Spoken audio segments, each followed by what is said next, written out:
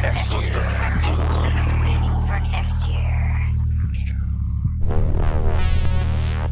everybody, waitingfornextyear.com podcast. I'm your host Craig Lindell, and this week we are talking about the Cleveland Indians. I'm skipping the Browns. There's just nothing to say about them.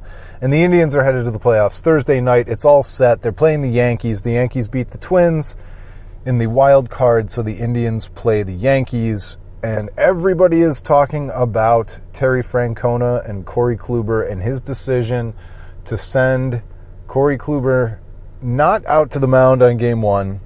Trevor Bauer is going to start game one against the Yankees in the American League Divisional Series.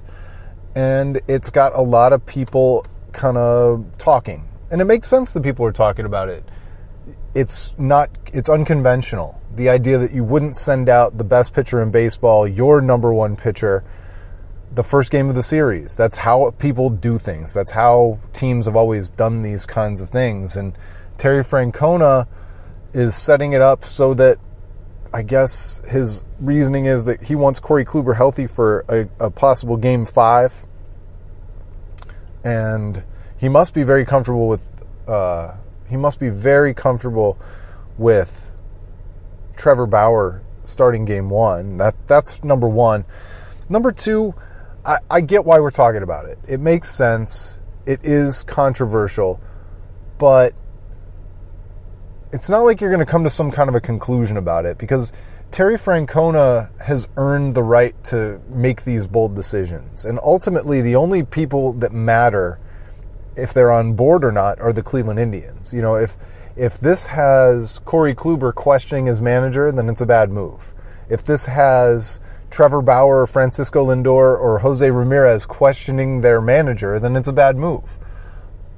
But assuming that those things aren't the case, assuming that Terry Francona still has all the trust and faith in his players, and there's no reason to think that that's not the case, this is fine. This is fine.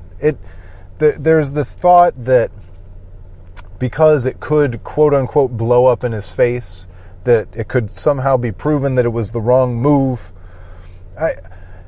That's all hindsight. It's all hindsight, and I know if you second guess the guy beforehand, that you're on record as now saying that it's a bad idea. But there's no predetermined outcome.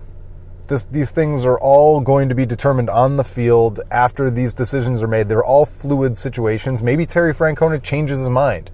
Maybe he's playing head games with the Yankees so that they're thinking about Trevor Bauer, and then he's going to unleash Corey Kluber on them. Maybe the weather report for Friday, they're thinking the weather could be really bad for Friday, so all of a sudden that throws off the day's rest, and Corey Kluber wouldn't be available on regular rest for Game 5.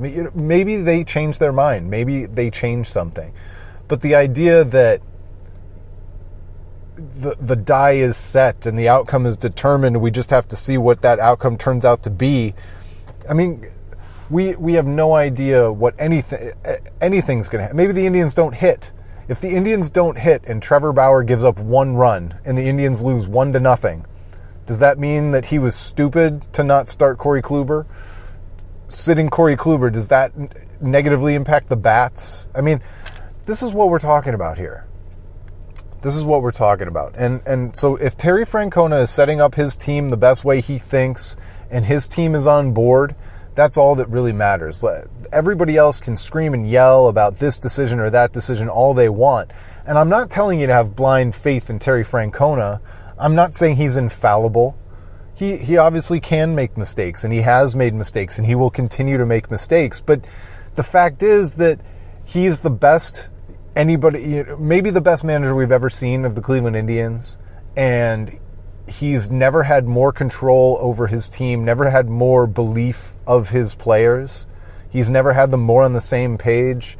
He's never had a more astonishing season in terms of like the win streak and everything that's happened. And he's got a roster that's absolutely loaded. So if anybody deserves to make this decision and set it up the way he wants to set it up and throw the rest of the world for a loop, as long as he's not throwing his own team for a loop, it's fine. It's absolutely fine. And it's also fine for us to second guess and talk about it.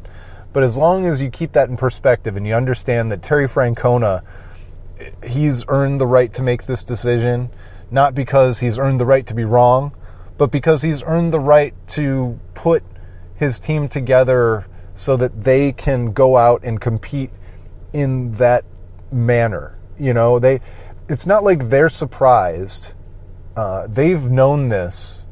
You've got to assume that his team has known that he was going to set it up this way for a long time. You have to assume that he talked to Corey Kluber, and Corey Kluber is totally, completely on the same page.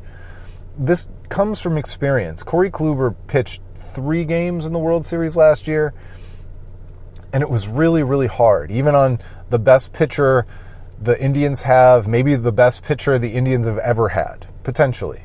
I'm not saying, I compare eras, whatever. But maximizing that guy is really important. And if this is the way that he and Corey Kluber thinks that they maximize Corey Kluber, who are we to argue? Who are we to argue?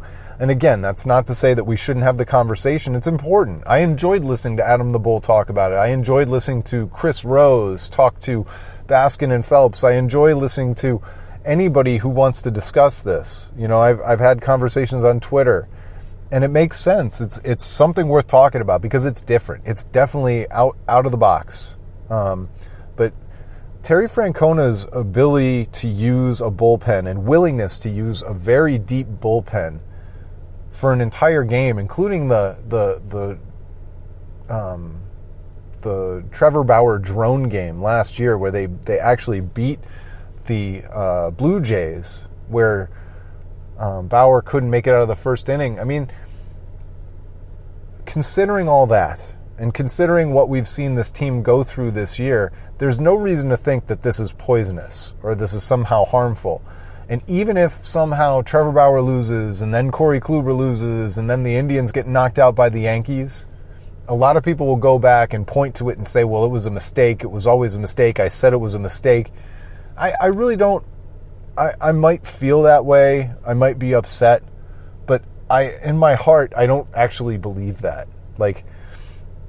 I don't think that, well, if he had done this different. I mean, you can do that about anything.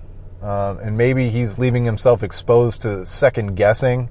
But if the Indians lose this series, it won't be because Terry Francona made this decision. This decision is something that he's decided, and his team is now preparing with that in mind. And his team is still, on paper, should still win the series, and is still, on paper, the best team coming into the series, and on paper, still most favored to get to the World Series. So the failure won't be down to one decision. And I think Terry Francona has his team believing that. I think he believes that, and that's the way they're going about it. So it's just really hard to argue. Super pumped. I'm super pumped for this American League Divisional Series. Obviously, you guys all are too. And it's a silly thing to even say, but we did a post. By the time you're hearing this, we did a post, a roundtable on everybody's favorite American League Divisional Series game, and I just kind of declined to participate. I don't know about the rest of you guys, but my memory just doesn't work like that. I have lots of great ALDS memories, I'm sure. I have lots of great Indians playoff memories, but I never remember the scenario. I can tell you that the Indians lost to Baltimore in 96. I can tell you that they made it to the World Series in 95, and I can recall certain things, but I couldn't tell you what the final score of the Cavaliers championship Game 7 game was. I can't remember. It was ALDS Game 4 where this happened. This pitcher pitched in this game. I can remember individual moments, and I can remember my feelings during certain playoff runs, but I just don't have that recall for the details. Well, it was Game 5 of the ALCS in 1997. I don't have that kind of recall, and so I'm skipping out on the post, but I really hope you enjoyed it. I hope it brought back a lot of memories for the rest of you guys. Unfortunately, it'll just be, I'll be a reader with the rest of you. I didn't participate just because I don't have a memory that works like that. So hope you enjoyed it. Thanks for listening. We'll talk to you next time. It's been the waitingfornextyear.com podcast.